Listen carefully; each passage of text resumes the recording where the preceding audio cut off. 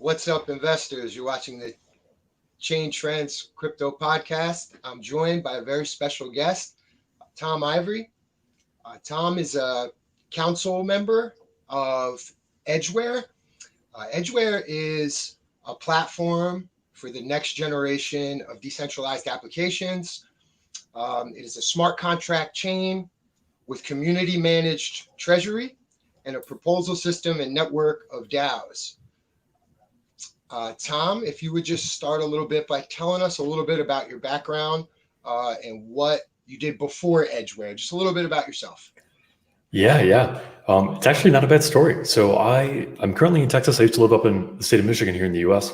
And I was running for office for state legislature in a district in Detroit. And the process was worse than I expected in a couple of moral capacities. And so I left the race and got connected with my former team, Commonwealth Labs, who were focused on launching a chain with on-chain governance. And I joined them as a community manager.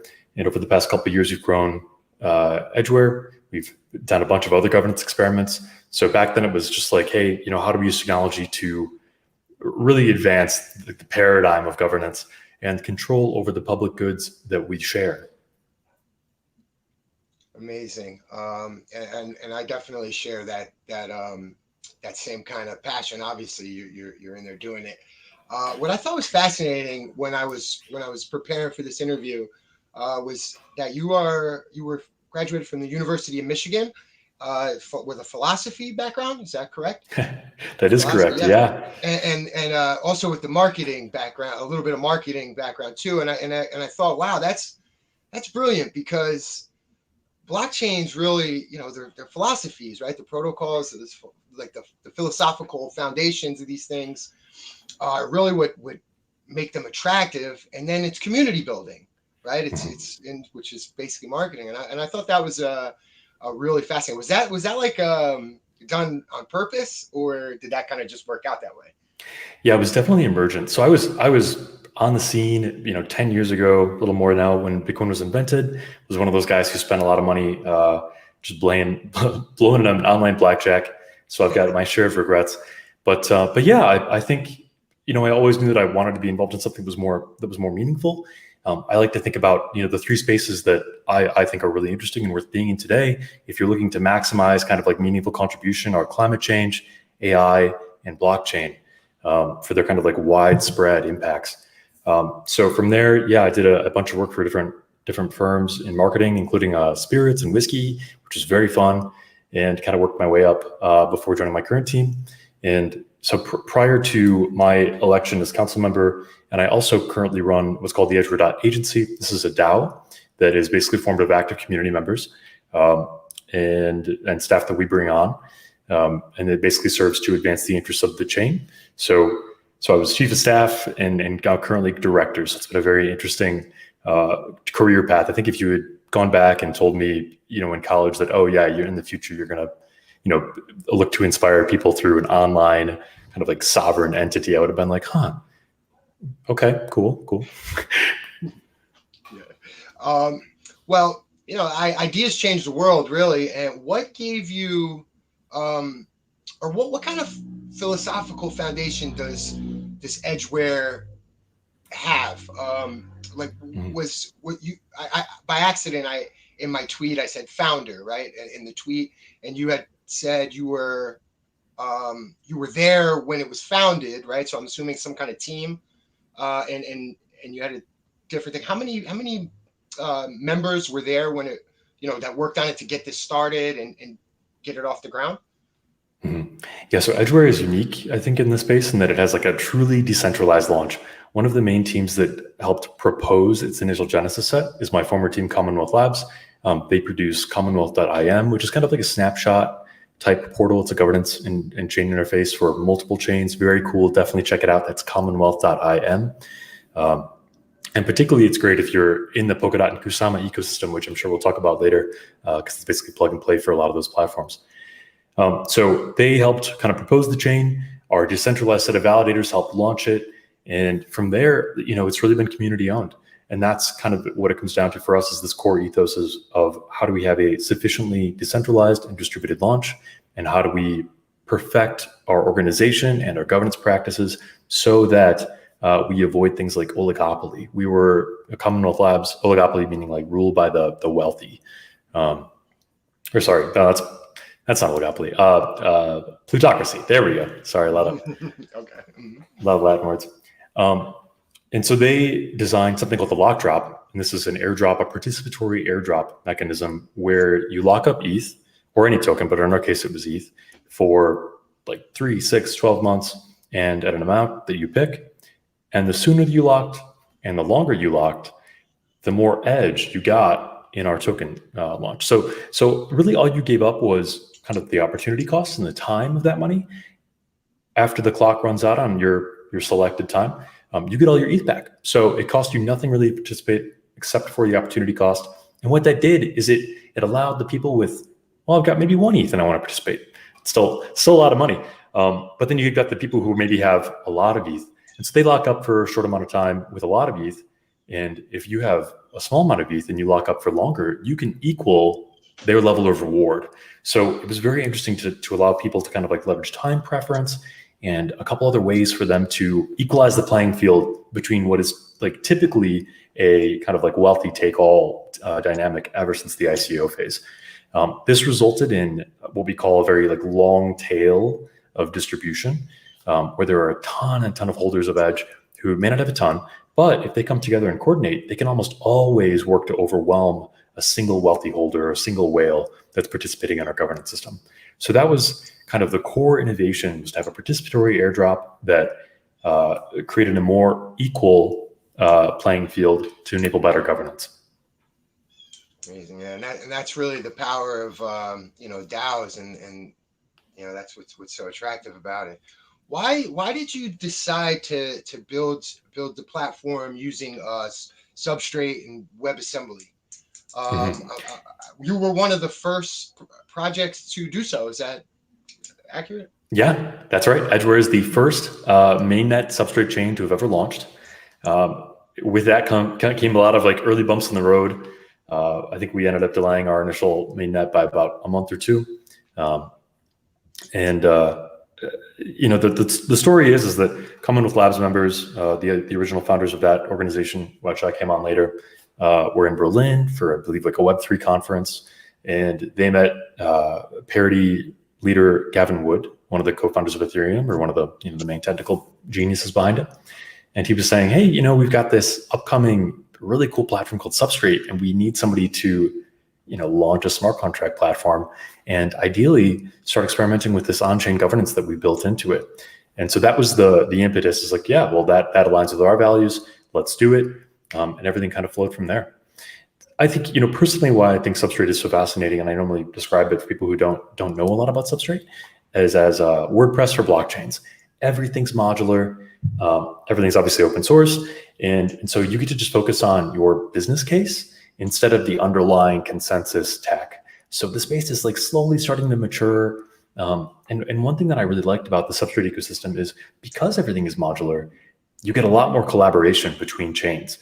Because if one person has an innovation, they say, oh, we've developed this awesome new module, which you call palettes in Substrate, and it does X, Y, Z. Another team can say, oh, that's really cool. That solves our problems. Let's do a vote or make a decision to otherwise integrate it, and they can just plug and play, pop it in, and now they've got that functionality. So Substrate really takes the kind of open source, like everything for everyone mentality, and takes it to the next level. Yeah. How about I don't know, the way it upgrades as well, right? You can upgrade WebAssembly chains and Substrate chains without forking. Is that another feature that attracted you to Substrate and WebAssembly? Absolutely. Yeah. To go back to your first question about the WASM and the WebAssembly part. So in short, for the people who don't know about WebAssembly, awesome, really cool technology. Rust converts or compiles to it very, very quickly. So Rust is a great language for peer-to-peer programming, very secure, tough to learn, expensive to pay for developers, but a really powerful language for blockchain. And using that, we can kind of compile and execute this chain in WASM, WebAssembly language, which is kind of a lower level, almost like binary like code. And as a result, it lets us improve the plane while we fly it. We can swap out the wings, we can improve the engine, and we can do this through our on-chain governance system. So once the nodes are sufficiently upgraded in a decentralized fashion, just like you would for any other network, we can choose to upgrade the runtime by executing a vote, and that propagates throughout the network. And so there's a couple layers of, what I think is interesting is that, in Ethereum or Bitcoin, you're kind of at the mercy of the miners or the developers, right? In this case, they stakers, validators, and developers, as much as they want to do, they actually have to go to the chain and say, hi, new shiny thing, do you want us to put it on the plane? And they get to say yes or no. That's pretty awesome. That's amazing. I would imagine that puts you in a pretty good position to build a robust ecosystem, right? Through time. Also, it's compatible, EVM compatible as well. So, and what I got a little tripped up on when I was trying to research, does that mean they could kind of just bring an Ethereum project right over? Like if there's a current project on Ethereum, they could just bring it right over to Edgeware Yeah, that's basically the goal. So the story there is Parity's been working on this thing called Frontier. It's almost like just a layer or a module that sits, again, in the substrate side. And a couple other chains are using this too. Each one has got, a couple little tweaks for their purpose or use case. And so for us, it's like, if you've got the Uniswap contracts you want to deploy, change a couple of what are called RPC endpoints, or just RPC points, and then you can quickly launch on us as well. And that's been, I think, one of the most exciting things for us is that we are super excited and kind of committed to the WASM ecosystem and the Rust language, but it's just hatching. It's going to be a couple of years before this thing's super cool. And I think once it's got that momentum, it'll be a game changer. But for now, Ethereum is where all the activity is. It's where the composability is. So if we want to play with the big boys and be a member of that community, we've got to be using their tools. So, in the near term, we're thinking about bridging, and we're thinking about a couple of the basic primitives, including our own version of, Uniswap, which is called PicoSwap, which is being launched by a member of our community, and who's also a member of Commonwealth Labs, one of those like kind of founding, contributing teams that I mentioned earlier. And then as time goes on, we'll be looking at tech that allow our EVM side and our kind of WASM traditional side to play nice. We can already do token transfers back and forth. But then, being able to do kind of apps that communicate directly between will be really exciting too. Wow, it's exciting. Very exciting. When can we expect? Now, I know this depends on when Polkadot actually goes live. Do you anticipate being like one of the very first projects, like round one of the auction, or are you gonna? Like, what's your parachain strategy? So originally, we were kind of targeting, as soon as possible, first smart contract chain on Polkadot, and there have been some technical difficulties regarding smart contracts on the substrate side. So these are kind of upstream of our work, and it looks like people are making great strides. And if that comes through within a reasonable time frame and we're able to integrate it, we'll revisit the topic. But for now, because we are mainnet and we have projects that are launching on us, we're being extra cautious about the kind of volatility or uncertainty that we introduce, because we want to make sure that their apps continue to function. So I think it's an open question for now. Obviously, it'll be up to the Edgeware community. Anybody can bring a proposal forward, and if they get the support, we will pursue that end. My organization, our DAO, the Edgeware Agency, will pursue those ends on behalf of the community. But for now, we are targeting having a solid understanding of our mainnet and getting all of our functions going and building a kind of core set of technical talents and projects so that whatever we do, we have the people on staff to make sure it goes smoothly. Right. Also, too, community resources to get in so early could be kind of counterproductive as well. But this was something also that I'm curious about.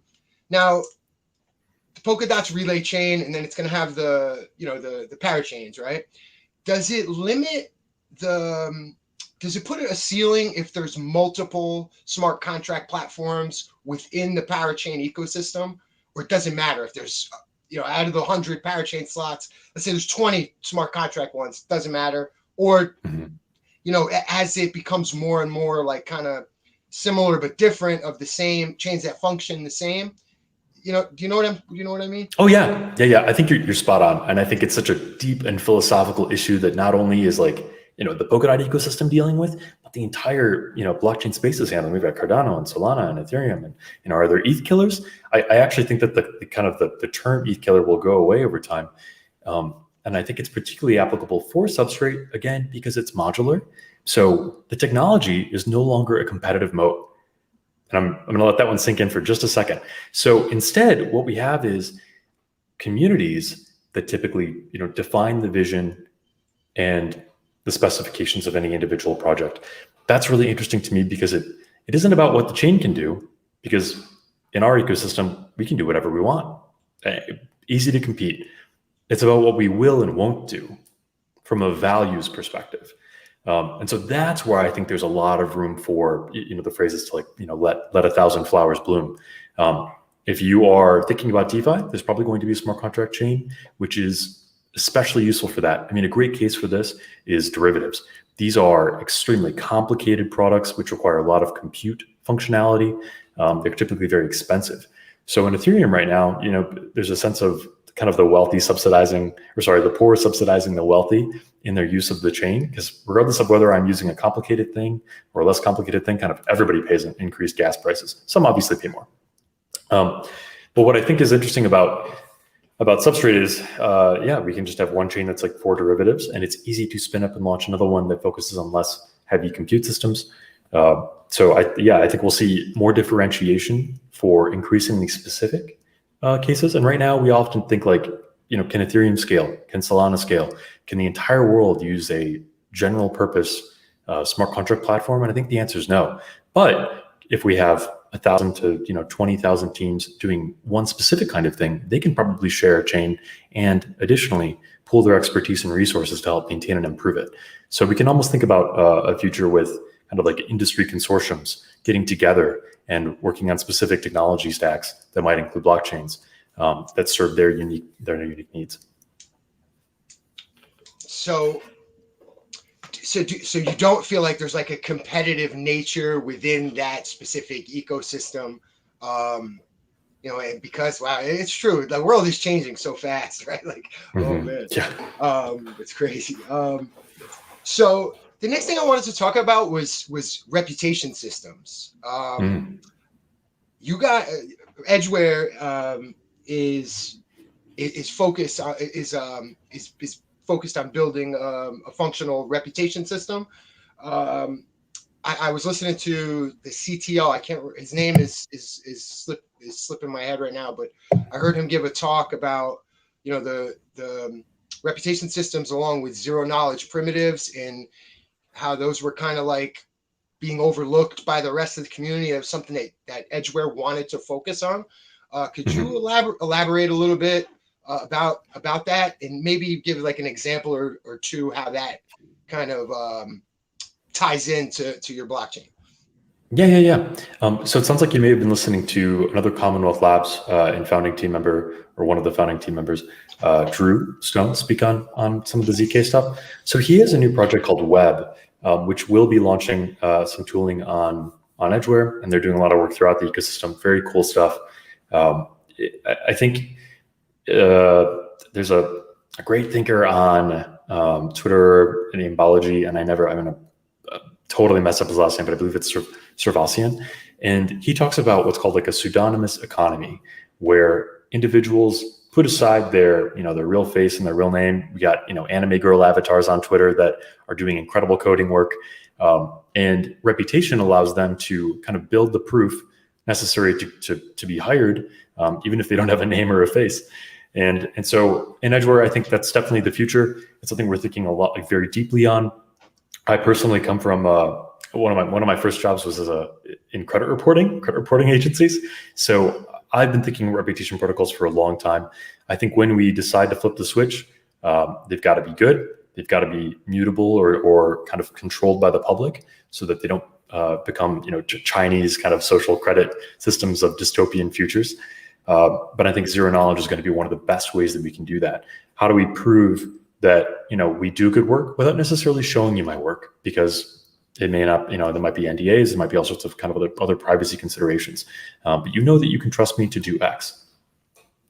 And so, there's a couple of teams that are playing in Reputation right now. SourceCred is one that we've spoken to previously. We're not working with them on anything else at this time, but I think once our EVM goes live, we'll be playing a lot more with some of the DAO tools that are available on ETH, and looking at Gnosis Safe is another really good one. These multi-sigs, we can examine people's participation in DAOs, their participation in multi-sigs, and start to see who in each chain's community is the most skilled, the most active, has the most practice. And from there, I think the bounties and grant systems will get very robust. And inoperability of Reputation as well. I heard him talking quite a bit about that, and that was a really fascinating concept. One thing I wanted to ask you about was said that the like, for example, it's in that same talk, it talked a little bit about the system. The exact words were like the system could select a governor or a working group leader, and then it said by vote, or it was, I forget the exact, by autonomous or by vote, and it said something along the lines like the system could calibrate when necessary. So what is the exact autonomous element to that? Like what is it? Like, how exactly does that play in? So if I got into it, I joined a community or whatever, like the system itself selects the group leader based on previous work. Is that how it works? So the most simple example of this in Edgeware Live today that I can give you is through our council system. So I'm an elected council member, and there's I think there's 12 of us right now, 12 or 14. I guess probably know the number there, but there's a lot of pseudonymous accounts. So sometimes it's actually like less people, but they've got multiple elected accounts. So in this system, there's what's called a prime voter. So the council member with a sufficient number of votes from a sufficient number of people can be elected the prime, and that's an automated process. It's coded directly into the chain. If people wanted to change that selection algorithm, they would have to do an upgrade and to go to vote. So this is one of the examples of really cool kind of programmatic governance where it's not corrupt, it's not interfered with, and it's hard to change. So the prime voter in this case is not necessarily a leader, but if he votes or she votes on an issue and other council members do not vote within that time period, then the prime voter gets their votes. And whatever they pick, everybody else automatically chooses who didn't participate. So this is one example of kind of like the system selecting a leader under certain contexts according to certain rules. But yeah, we have a lot of, to speak to like the other organizations, we have what are called working groups in Edgeware, and these are very common in some of the newer chains. I think, before we'd see kind of these ambassador programs where you pay, people directly to kind of go out and for lack of a better term, like, shill and kind of build awareness. And I think we were so small, and we were looking at how can we do this in a little bit of a different way, and a little more like kind of to mirror our decentralized and distributed nature. And so working groups, anybody can start one. They just have to have a task. If they hit a certain number of people, and if their task is kind of approved by the community, we will fund them from the treasury. There's a ton of edge. So we say, hey, if you've got a project that you are kind of bringing on board volunteers for, we'll give you some tokens to go and do it, or to see if it can be done. It's even like kind of like a pre-stage. And so they typically have leaders that are kind of self-elected, but people can always use the governance system to say, hey, I kind of want a new leader here. Anybody else agree? Doing these like signaling votes. And then our commonwealth.im kind of chain interface, also like Snapshot and some of the other tools, allows us to do signaling votes as well. Right. And right now, is there any? You said your Edgeware is decentralized, and I keep saying because that's a mistake, because it's like get used to this whole decentralized world. I got the shirt on. Yeah. So exactly where are we at on the roadmap, or where's Edgeware at on the roadmap? Between, like, is it ready to run like a local, like, could we do something local, like government wise, municipality, or are we still a ways away from that? Because when I'm looking at some of these projects, ultimately I'm thinking like at some point I want to see something big, a state government or a federal government even operate on a DAO, something along those lines, right? Just the ideas, like it's just so amazing. Where are we at in terms of the whole crypto space, and then specifically Edgeware? Like where are we at on that in that roadmap right now? Yeah.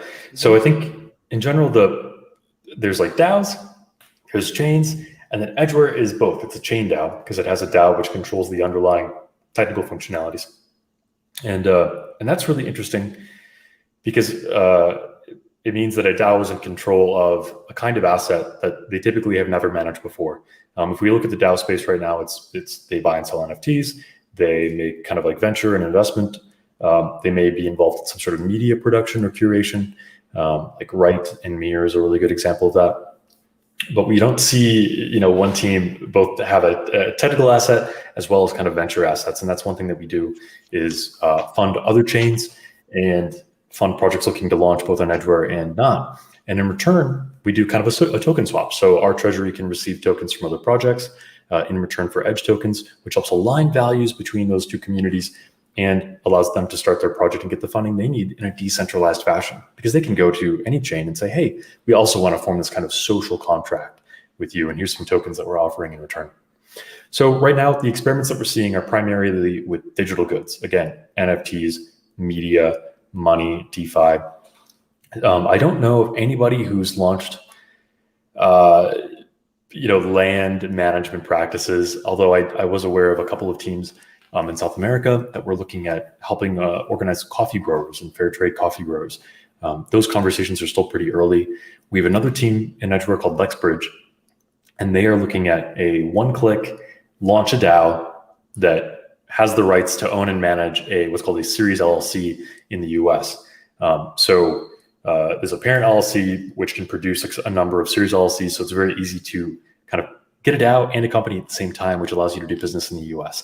That's a really cool tool, and it's still under development, but I think it's going to be a game changer and very complementary to some of our investment practices as a DAO. What I'm really looking forward to, as you say, is like the state and local level government implementations. One thing to look at there is Democracy Earth. They formed a partnership with the Colorado State, I believe, congressional legislature. And so they were deploying some of our new mechanisms, including quadratic voting and another just voting and tallying mechanisms. And I believe that those tests went live. So it's probably going to be piecemeal for a little bit. I would love to see some of the new charter cities that are coming out, including Nevada, who said that corporations can now, with certain qualifications, like basically manage their own kind of like charter county. And so I think those will be some of the first experiments that we'll see leveraging blockchain tech. Wow, interesting. Yeah.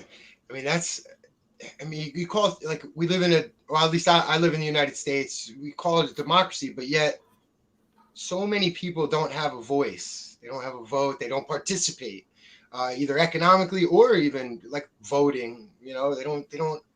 We haven't really cracked that yet. For everybody to have a voice, or for everybody to participate, that's why this space, I believe, is so powerful, and that's why I spend most of my time, doing this, and especially a project like Edgeware that was really fascinating me, because that's immediately what I started to think about when I was researching this project. It was like, can we run like a federal election on this? And someday, obviously not tomorrow, you know what I mean? It's still some time away, but that was the kind of undertone that I've been feeling that I had when I was researching this project. I was like, this is the type of this or something like it one day will be an election or a federal government or a municipality, and that just really gets me excited. I don't know if you saw today in the power of the importance of decentralization as well. Solana had some issues today, can you talk a little bit about that, like the difference between like centralization and decentralization between some of these projects? Yeah. So I am aware of the Solana headline. To clarify, Solana stopped validating blocks, or otherwise like transactions were unconfirmed and kind of stalled out around 7 to 9 hours ago. I think they're still having some issues. The Twitter, the discourse on Twitter is that the developers halted the whole thing, are going to like turn it off, turn it back on, and therefore it's decentralized or not. Or sorry, it's centralized or not decentralized enough.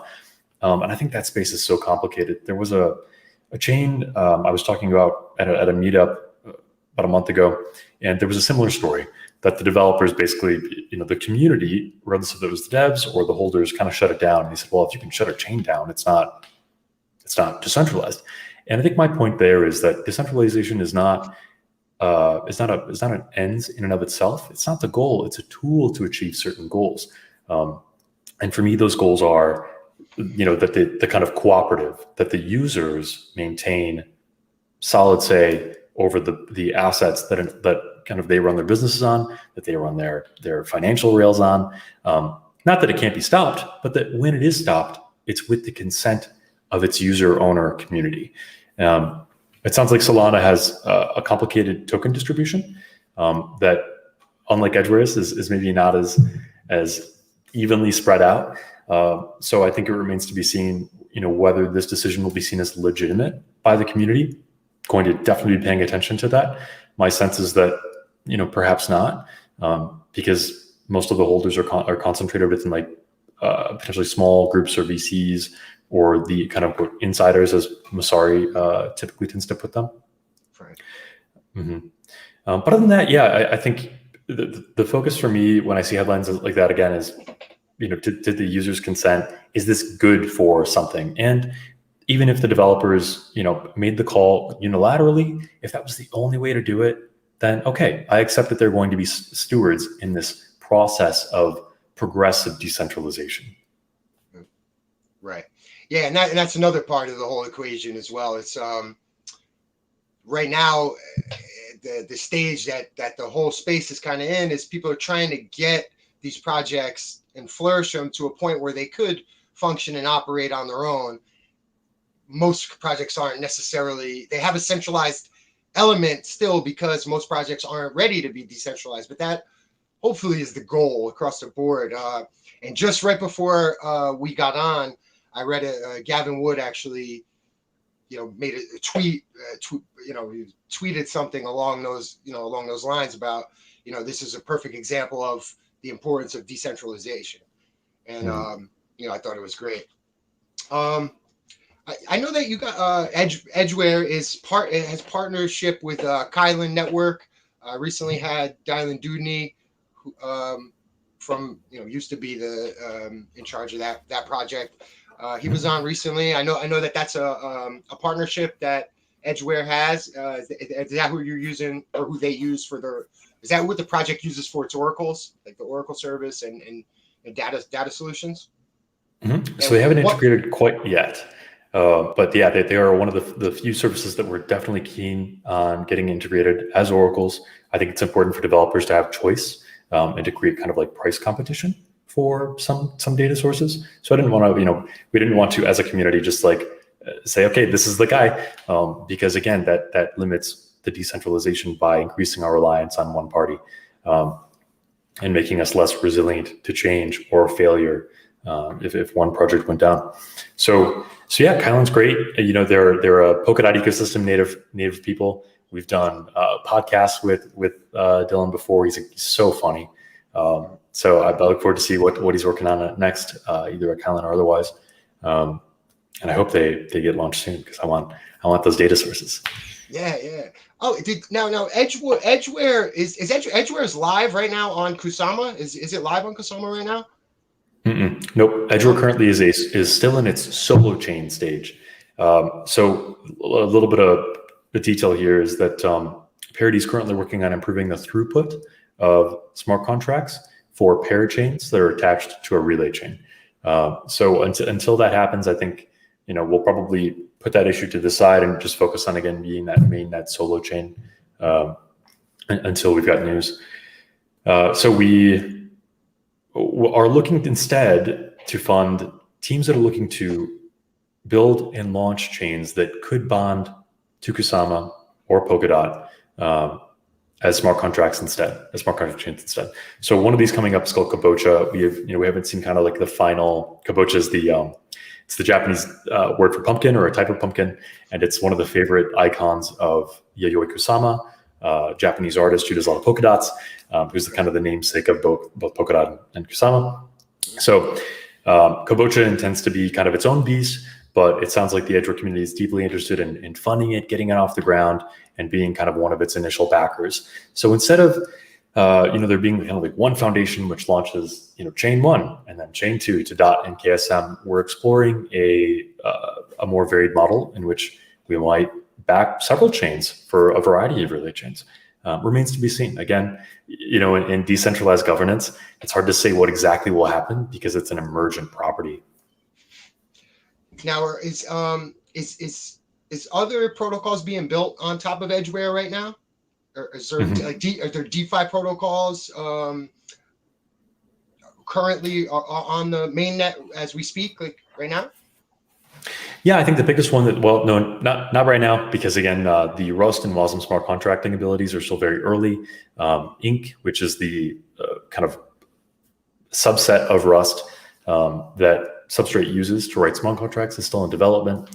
So instead, we're kind of waiting for what's called the Waco upgrade. This is version 3.3.3, and it hopefully goes live to the vote, and then will be integrated in the next 2 weeks. We just got the benchmarking back. It looks really performant. Super excited about this. And once that goes up, we intend to see PicoSwap, which will be kind of our Uniswap clone presented by a community member and team, go live first. I think that's technically DeFi. What we expect to see is kind of a couple of primitives. I understand there's also a stablecoin, which is quite near completion. Not at liberty to say any more details, but also very excited about that one. And beyond that, I'm looking forward to a bunch of NFT protocols, one of which is Zine, that's Zien, and they're a team which has integrated WhatsApp to perform NFT drops. So you can kind of get in line for certain artists, highly curated. They've got some really big names that they're bringing on board. It's going to be so cool. And then you kind of play this game with the auction line and a bidding process where you can kind of pay to skip the line, and there'll be a combination of digital limited sets, or what they call scarce editions, as well as the main prize, which will be something like instructions to reproduce the actual artwork. So it might be like a CAD file if you wanted to print the thing, and then you would be the only one who owns the CAD file, and you'd have the ability to physically reproduce this thing or take it to a printer or whatever it is. So it's a combination of like intense high art curation with the financial game and the ability to produce the physical artwork. I think it's going to be so cool. Wow. Separate from that, so go ahead. No, continue. I was just like, wow, that's amazing. Mm-hmm. And then separate from that, we've got new futures, which is it's another complicated idea. So I'll try my best to explain it. But a platform for minting and curating NFTs, or like kind of forming a limitless number of curatorial organizations, combining with media. So you can get, not only can you mint and display your art, you can also, as a writer, come on board and say, hey, we noticed these trends amongst these artists and we want to write about them and kind of platform them. So it's a combination media publishing as well as NFT minting platform, which I think is very cool. Right now, through like Super Rare and some of these other projects, we see centralized curation. The team that launched the platform identifies exciting artists and features them. Potentially, maybe they've launched a new token. I think Super actually did this. And so we'll see again that progressive decentralization, but New Futures intends to launch with kind of community ownership from the get-go, where anybody can create, instead of who's got the mic, it's let's build 1,000 stages. Wow, that's incredible. Very fascinating.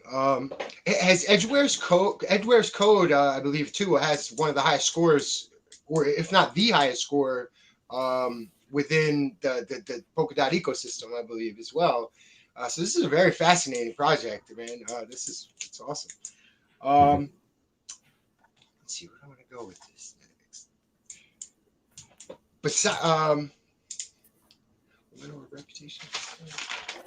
Oh, besides the NFT ZIEN, you said Zen. What are a couple other projects, or which direction can can the community take it? Like, is there anything on the radar that we could be looking at? And how can we get the Edge token right now if we wanted to? Which is there on any centralized exchanges or decentralized exchanges currently? So no DEXs quite yet, because we're not bridged to any of the traditional ecosystems, and our own DEXs haven't launched yet. There's a limited availability there. The community has discussed and is exploring potentially minting like a derivative token on a Uniswap-like platform so that people in ETH can kind of participate in that virtually. But when we have any, obviously nothing's been finished there, but it is something we're interested in. So if any teams are out there and thinking, we want to help you do that, please come and find us. We'd love to fund that kind of work. As for our other partners that are coming up within the Polkadot ecosystem, we've got Staffy Protocol. This is like a staking derivative. So stake your tokens and then get Staffy tokens, which then you can trade, and somebody can basically use that to redeem the staked token later on. Title Finance, which is a DeFi insurance protocol, still in development. PicoSwap, again. We've got Unfinality, which is one of our infrastructure providers. And so they help maintain nodes that developers can use easily and then make sure that they perform to certain standards. And that's actually funded directly from our on-chain treasury. So these are public goods funded by public wealth that people contribute to through the inflation process and through transaction fees. So it's a really cool way to kind of like maintain our roads and bridges. Separate from that, we've also got Covalent and Biconomy. Covalent is another API and Oracle solution. Biconomy, they do scalable infrastructure stuff. It's, again, a little tricky to describe. And then NIP Protocol, which is a kind of a custodial cross-chain solution so that maybe you'll be able to get Edge tokens on the Ethereum system soon. A bunch of others. We worked with Chainlink for a minute and an intermediary team to integrate some of the chain bridge. Or actually, sorry, I'm mixing up teams there. Yeah, obviously. So three oracles: Chainlink, and then Paralink Network and Kylan are the three big ones that we've got right now. Mm-hmm. And then obviously on the privacy side, we've got Web Protocol, which I mentioned earlier by Drew Stone. And so that's ZK Snark stuff. Very cool, very high tech. There we go. Right. Well, that was great. And that's really the questions I had about Edgeware. But I was fascinated by something I saw on your LinkedIn profile, and that was the value theory. What is value theory? And just elaborate a little bit about that. And then anything else that you want to add, the websites for Edgeware, how people can get involved, social media stuff, which all the stuff is in the description. So if you want to follow Edgeware on Twitter, the link's in the description. Tom's link for Twitter is also in the description. So if you guys want to follow. Yeah, thank you so much. So value theory, it's a kind of subset of philosophy which just deals with how people assign value both economically, like what we see as valuable and want to obtain or to not obtain, to keep away, but also our moral values. So it sits above kind of ethics and meta ethics, and it also sits above economics and says, what are our basic faculties for determining what is valuable and what is not. So it's a huge space. I think in crypto, you kind of have to have a sense of it all if you really want to make changes, because so much of it is, community values. You have to know how to inspire, you have to know how to listen, and nothing comes from just one person in this space and makes it in the long run. I think Vitalik was kind of like, the last big juggernaut. And since then, so many things have come from smaller players working together. So I like value theory because it allows me to explore finance, economics, ethics, meta ethics, and ask some big questions, and then rope it all up into technological solutions that allow us to improve the lives of people on a very boots on the ground and grassroots way. Hopefully that explains a little bit about there. And actually, I was interested in. Yeah, and actually, I forgot about this in our list. One of the ways that value theory gets directly applied through the Edgeware kind of governance process is our recent funding of YouTuber and writer Justin Murphy, who produces a show called other, indie thinkers, and man, it's totally skipping my mind. There's something. Well, Justin Murphy's his name. And so he's writing a new book called Exit Theory. And this is basically kind of a philosophical and educational journey into separatism as it manifests in culture. So where people kind of started forking throughout history and where it might take us into the future. And so we're super excited to see that come to light. I think it's one of the first books that we've seen funded by a chain. So definitely an experiment in kind of new media. Other than that, to wrap up, we've got our website at edgwa.re, a little complicated. And then we've got a Discord, all linked there. We've got commonwealth.im/edgeware, which is a great way to participate in our governance process, to see the conversations, to vote directly using the chain. Can you give that? What was that one more time? Yep, that's commonwealth.im. I can put it in our chat here. Yes, and I will add links to the description for that, as well as the website and the Discord. Perfect. Down in the show notes. Awesome. Thank you so much. Would love to know, just because it's been mostly questions towards me, but what is one of the first governance experiments, like pre-municipality, that you would love to see happen? Because maybe we can spend some time on it in my organization and seeing, if we can find a partnership or to make that happen. Oh, wow. Interesting. What would be like proof of concept? Let's see, proof of concept. I think something along the lines of maybe like some kind of school board, maybe like, or PTA or whatever. I don't know what they call it. Something along those lines where there's parent, teacher, so any success at all with a group of people in my head would be proof of concept. We're taking over. For sure. So, PTA actually sounds super smart to me. I mean, it's kind of like a non-governmental entity, but still carries, real collective action force. I think that's definitely something I want to see blockchain tech being deployed more for. Ideally, you don't even know they're using the blockchain. We've reached feature parity with the other tech. And maybe there's a PTA in San Francisco or one of our more techie cities that will be willing to take that up. I'll see what we can do. Yeah, I'd like to see a news outlet too, to be involved, get checked. Yeah. All right, I'm gonna sign off. Just wait 1 second. If you guys are still watching, thank you so much. Be sure to smash that like button and subscribe. This was a great video. Thank you so much, Thom, for joining. All the best wishes to you and Edgeware, and thank you so much. Thank you so much. Take care.